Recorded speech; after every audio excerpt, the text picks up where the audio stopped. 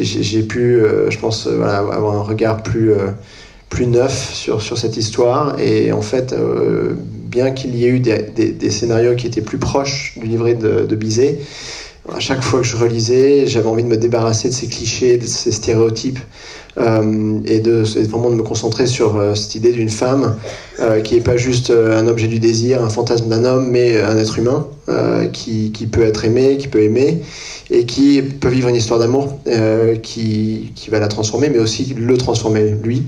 Donc qui est plutôt simple. Et puis en plus, bon, pas juste la tuer parce qu'on a peur de sa liberté aussi, qui est un élément fort et brutal du Bizet de Carmen. De Bizet, pardon. La communauté Roma qui s'est installée au début du XXe siècle au Mexique, et qui voyage encore par camion et qui présente des spectacles. Donc j'ai rencontré une anthropologue qui avait étudié cette communauté. Et quand on devait tourner au Mexique, il était question de les inclure d'ailleurs dans la version du film. Puis bon, quand on a tourné en Australie, bien sûr, j'ai renoncé à cette idée. J'aurais jamais pu recréer cette authenticité.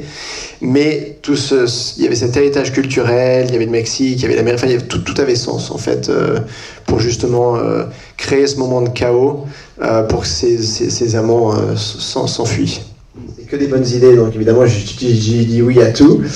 Mais cette première scène, elle est importante parce que c'était vraiment la première scène qu'on a tournée ensemble.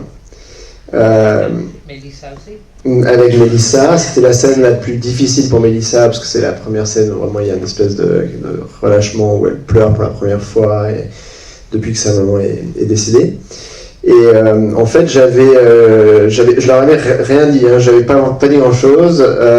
J'ai enlevé en fait toute la technique du plateau pour vraiment créer une ambiance, un univers. Je savais que c'était une scène très importante pour Mélissa et pour aussi.